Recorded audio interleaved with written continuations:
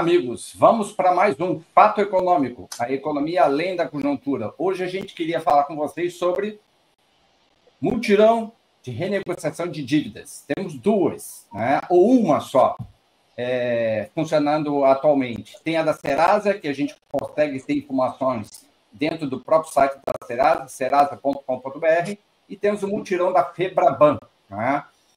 Que os dois têm como objetivo reduzir o endividamento das pessoas para que elas possam voltar para o mercado consumidor de novo e ter seu nome limpo, né? Lembrando da taxa de juros mais alta, que isso vai ter um impacto certo sobre consumo e sobre parcelamento, sobre crédito, empresas e consumidores, né? Então vamos ouvir um pouco o parecer do Moisés e do Lucas sobre essa temática que a gente tem para falar sobre hoje. Moisés. Como tu falou, então, né, taxa básica de juros implica em que a gente tem um crédito mais caro, mas nessa época, geralmente, as pessoas procuram, né, o crédito para que possam consumir mais, época de final de ano, de consumo maior, aí as pessoas, né, fazem as suas festas e, por causa disso, então, o consumo aumenta. Mas a gente tem uma taxa básica de juros alta, isso significa que quando você vai buscar um crédito, você tem um valor mais alto, né, para pagar, tem um dispêndio financeiro maior.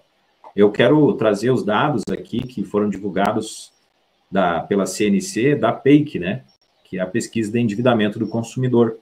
Mas antes eu gostaria de deixar para o Lucas comentar sobre as possibilidades de renegociação de dívidas, inclusive para as empresas que tem nessa época, né, Lucas?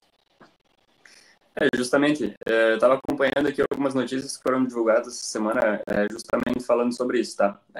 E especificamente, foi aprovada aí agora pela Câmara uma proposta de tornar permanente a linha de crédito do Pronampe, que a gente tem, né? O Pronampe, o que é? Ele foi uma linha de crédito criada aí após a pandemia aí da Covid-19, onde que era um crédito especificamente direcionado para micro e pequenas empresas, né?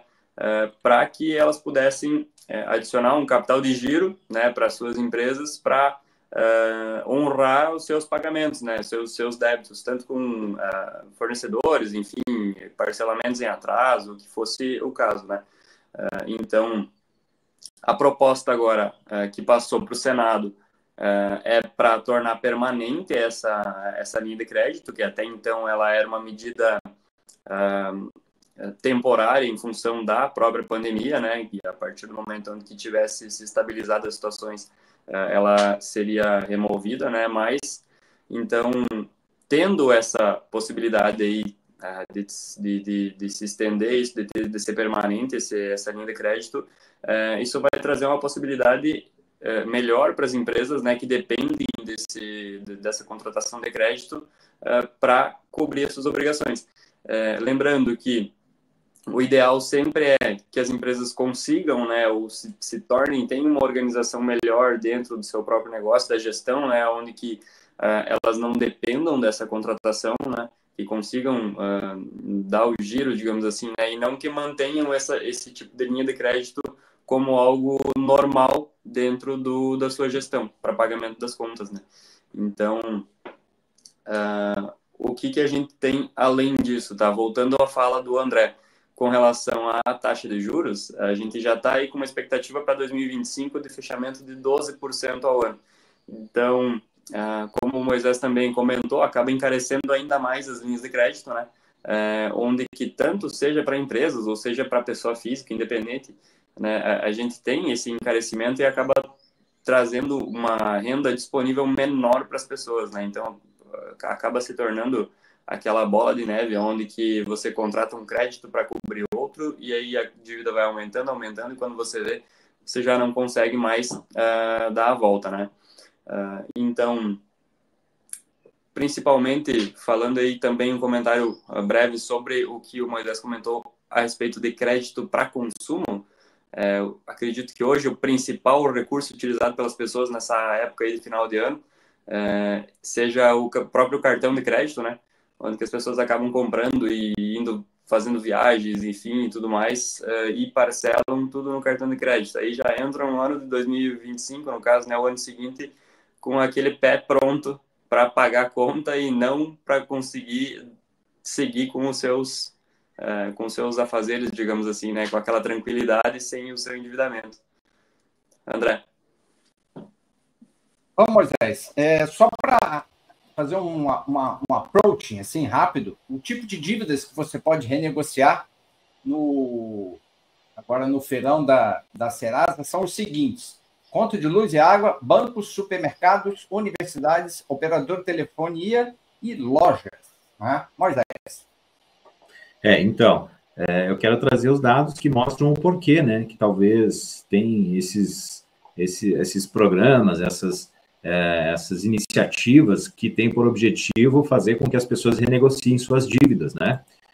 Eu estava dando uma olhada aqui na pesquisa de endividamento e inadimplência do consumidor, a PEIC, da CNC, que mostra o seguinte, que o total de endividados das famílias endividadas no Brasil, em outubro de 2023, era de 76,9%. Se a gente for ver em outubro de 24, é o mesmo percentual, 76,9%. Só que ele esteve mais alto, por exemplo, no mês de setembro, agora de 24, estava em 77,2%.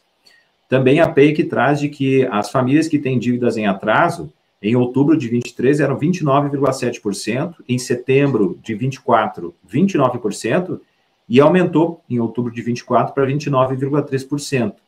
E aí tem aqueles que não terão condições de pagar as suas dívidas. Famílias que não conseguem pagar as suas dívidas estão em 13%, em 12,6% agora em outubro de 24, que é o último dado.